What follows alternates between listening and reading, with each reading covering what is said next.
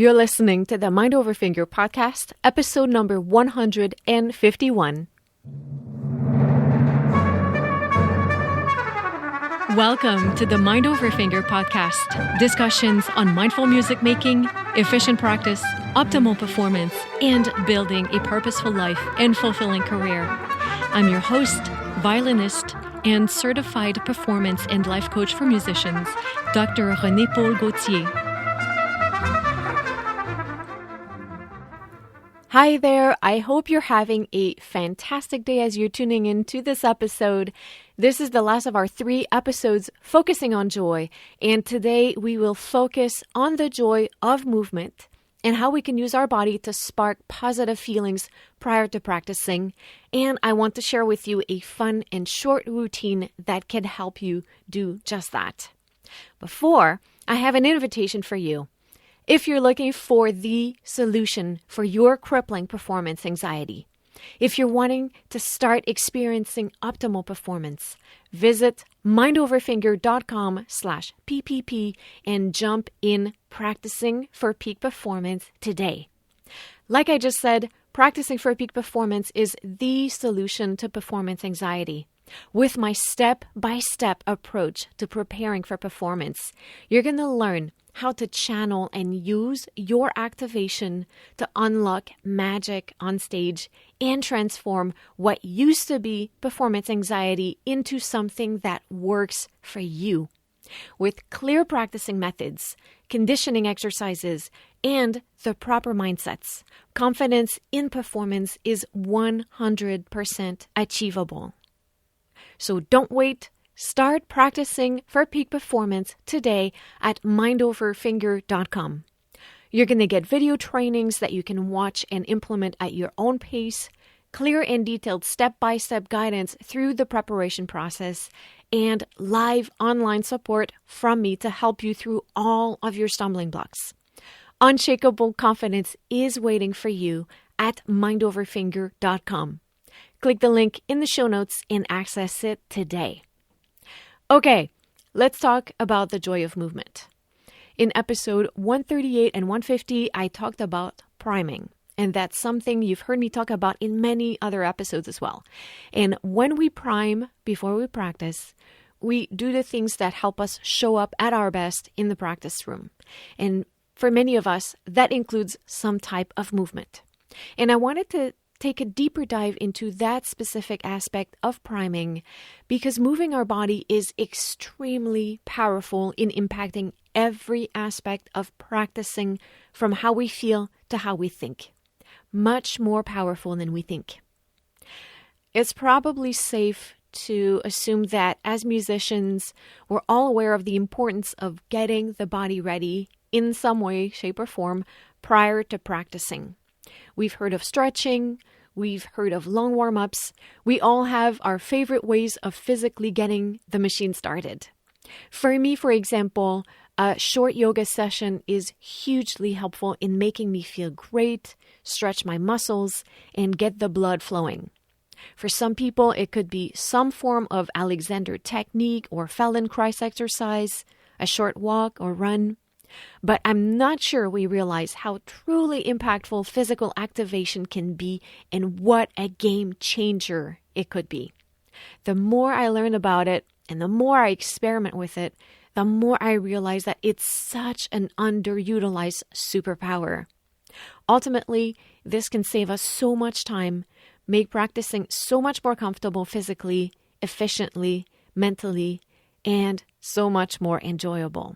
So I hope that this episode can be the inspiration for you to try and experiment with different ways of getting your body activated and intentionally set your mood and energy for the work ahead. Thanks to my client, Emily, I was recently introduced to the work of Kelly McGonigal, who's an author, health psychologist, and lecturer at Stanford University. She's known for her work in the field of science help, which focuses on translating insights from psychology and neuroscience into practical strategies that support health and well-being. Maybe you've read her 2015 book, The Upside of Stress. I've definitely heard about it, but I never read it, so I guess that's going to be next on my list. But I finished a few weeks ago her book, The Joy of Movement. So now you know where the inspiration for the title of this episode comes from. And even though I think many of us already have the awareness of how moving our body makes us feel, I think it's really important to have this reminder to utilize this incredible resource a lot more. As she states in the book, and I'm sure this comes as no surprise to you, movement can shift a person's mood. I'm going to quote her here as she explained that the most common explanations for why exercise makes us happy are far too simplistic. She writes, "The psychological effects of movement cannot be reduced to an endorphin rush. Physical activity influences many other brain chemicals, including those that give you energy, alleviate worry, and help you bond with others. It reduces inflammation in the brain, which over time can protect against depression, anxiety, and loneliness. Regular exercise also remodels the physical structure of your brain to make you more receptive to joy and social connection. These neurological changes rival those observed in the most cutting-edge treatment for both depression and addiction. The mind-altering effects of exercise are even embedded in your musculature. During physical activity, muscles secrete hormones into your bloodstream that make your brain more resilient to stress. Scientists call them hope molecules. In addition to this, physical activity makes us happier because it stimulates our basic human instincts. Movement fulfills core human needs. It helps us connect, collaborate, and celebrate." And I could go on and on here and include a lot more of what she covers in the book, but I'm just going to go ahead and recommend that you pick it up. It's a really quick and easy read. In essence, it's been stated everywhere, movement is good for us. A regular exercise or activity regimen is very important for our long-term health and to help with longevity, both physical and mental. Moving also helps us in the short term. So if you're looking for a little boost of energy, a little something to jumpstart your brain and body, and especially your mood and motivation before you practice, movement is it. It prepares the body physically, it sharpens our senses, it helps us create the mind-body connection that will facilitate presence in our work, and it floods our nervous system with happy hormones. So, if possible, schedule some time to include physical activity early on in your day prior to your first practice session. And I have something super fun for you to try. Remember, I mentioned at the beginning a fun and short routine that is designed to help bring more joy in your day. This is actually the point of the whole episode. Here it is. Kelly McGonigal created an 8-minute joy workout that includes 6 movements to lift our spirits based on the science of how we move our bodies when we're happy. So, of course, I tried it.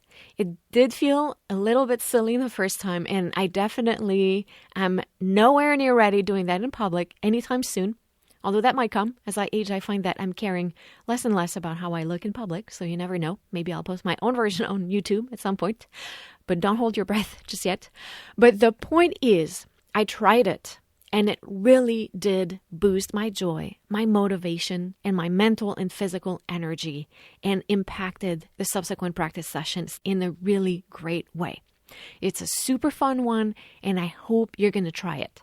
Of course, I'm going to have the link in the show notes for you. And let me tell you just a little bit more about it. As Dr. McGonigal shares in the New York Times article where the workout is presented, researchers have identified several movements that are recognizable in many cultures as inspired by joy. Reaching your arms up, swaying from side to side, rhythmic movements such as bouncing to a beat or taking up more space. These physical actions don't just express a feeling of joy. Research shows they can also create it. When people in several small studies were instructed to perform these kinds of movements, they reported more positive emotions. This joy workout lets us test these effects for ourselves. It leads us through 6 joy moves: reach, sway, bounce, shake, jump for joy, and one that she named celebrate that looks like tossing confetti in the air. She based the moves on research and on the movements that produced the most joy in her classes among people of all ages and abilities. She recommends to do the moves in any way that feels good, as big or as small, and as fast or as slow as you would like. The video has a soundtrack aimed at enhancing positive emotions with up-tempo songs in a major key with a strong beat, but you can mute the video and play your go-to music that makes you happy as well. As I said, when I first looked at the video, I was not convinced, but after trying it, I'm telling you, it's really fun, and it really did work for me. So I hope you check it out. Click the link in the show notes, and I would definitely love to hear what it did for you. So, try this week. Put some time aside prior to your first practice session for physical activity or movement. As Gretchen Rubin says, make it easy to do right and hard to go wrong. What is something that you would look forward to? What's something that would be very convenient for you? How do you want to feel, and what type of movement would help you achieve that? A short walk, a run, a yoga sequence, weightlifting, cardio at the gym, a fitness class, tai chi, jump rope, and Professor McGonigal also has some suggestion of science-backed ways to improve your mood with exercise. Move outdoors in a park or anywhere that gives you a dose of nature. Move with other people in a class or a training group, or casually with friends or family.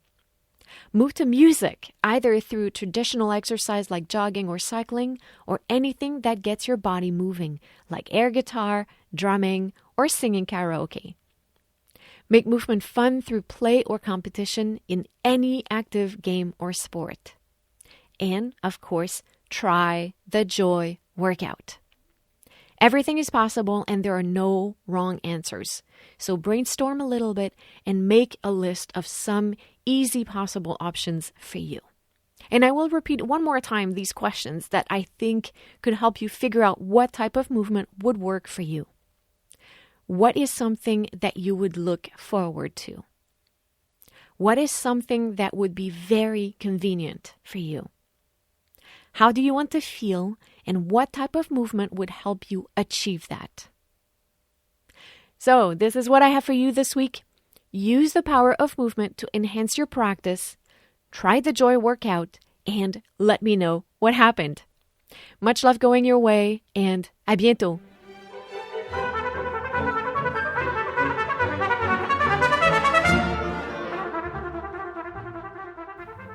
Thank you guys so much for listening. I hope you enjoyed this episode of the Mind Over Finger podcast.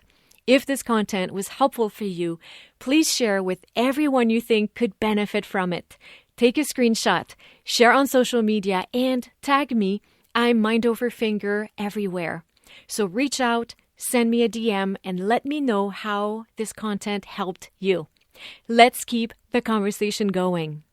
As always, I have all the information related to this episode in the show notes.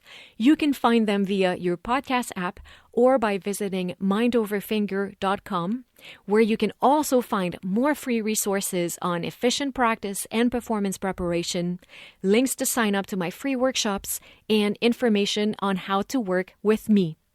Don't forget to sign up for my newsletter to receive your free guide to a productive mindful practice, transcripts from the Mind Over Finger podcast episodes delivered to your inbox every week, and more.